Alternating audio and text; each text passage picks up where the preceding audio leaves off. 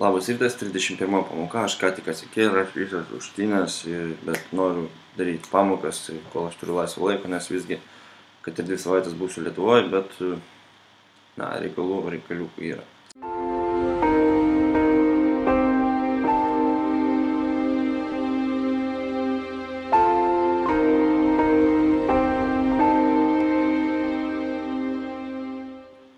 Gerai, išmokysiu 3 naujus metodus ir gale pamokos mes biškį pažaisim žaidimą.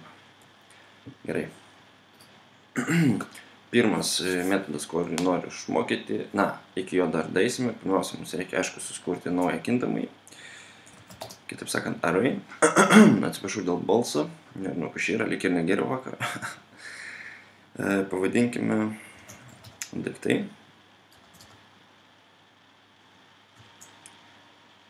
Aš vardinsiu daiktus, kuriuos matau tiesiog savo kambaryje, tai tiesiog iPadas, puodelis, lempa ir dar viena, tarkim, printeris. Taip, o dabar aš noriu, kad visi mano šitie pavadinimai matytųsi iš karto. Tai jeigu gerai pamenat, yra toks metodas kaip join, kurį mes mokėmės vakar. Tai jį ir pasidarykim. Rodyti.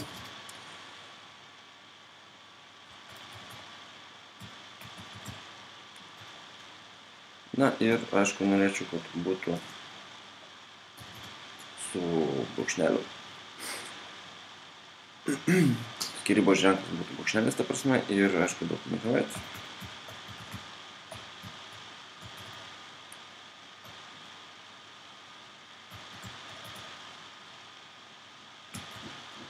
Dar pasibanu. Neveikia. Klaida. Na, žinoma. Kaip jau sakiau, aš ką tik atsikėlęs, taip kad manęs prašau neteisti. Gerai, mes turim iPadą, puodelį, lempą, printerį. iPadas, puodelis, lempa, printeris, viskas takoja. Ir mūsų nauji 3 metodai, tai pirmas būtų reversija, tarkim.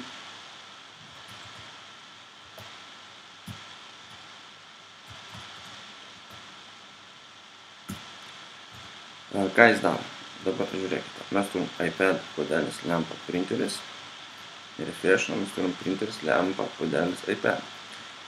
Esmė tame, kad reversas būtent ir apsuka iš kitos pusės mūsų pavadinimus. Tai, tarkim, iki reverso mes turėjom 0, 1, 2, 3. O kadangi mes pasirašėm reversą, tai tapo 0, 1, 2, 3.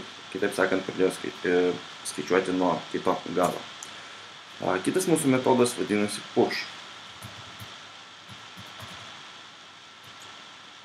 Ką jisai daro? Jis labai panašus, iš tikrųjų jis yra pop brolis, tiesiog pop yra blogėtis, o pushas gerėtis. Tai yra pop atima po vieną nuo galo mūsų pavadinimą, o pushas kaip tik į galą prideda po vieną pavadinimą. Ir kaip pavyzdį parodysiu, ką aš dar matau knygą. Aišku, aš su klaidom rašau, tebūnė. Mes įdėjom knygą, pasižiūrim, ar mes turim knygą. Taip, mes turim knygą. Bet skirtingai nuo popo, jisai gali dėti po kelis. Tarkim, dar įrašysiu nuotrauką.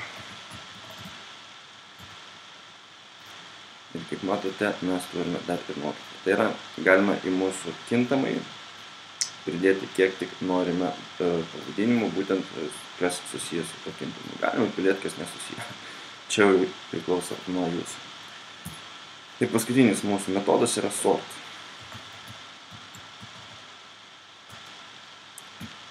O ką jisai daro? Jisai tiesiog visus mūsų pavadinimus pridėtus ir jau buvusius išdėlioja abėcėlės tvarka. iPad, knyga, atsiprašau. Lempa, nuotrauka, printeris, puodelis. Tai štai esmė dabar tokia, Trys nauji, labai paprasti, sakyčiau, labai lengvi ir reikalingi metodai. O dabar galime prieiti prie žaidimuko. Dabar koks tas žaidimukas?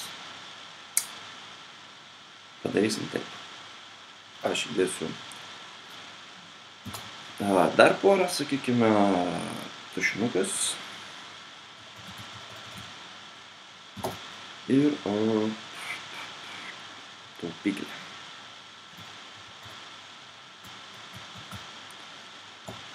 Ir dabar aš ką noriu padaryti, tiesiog parašyti tai daiktai ir skaičiuką 6.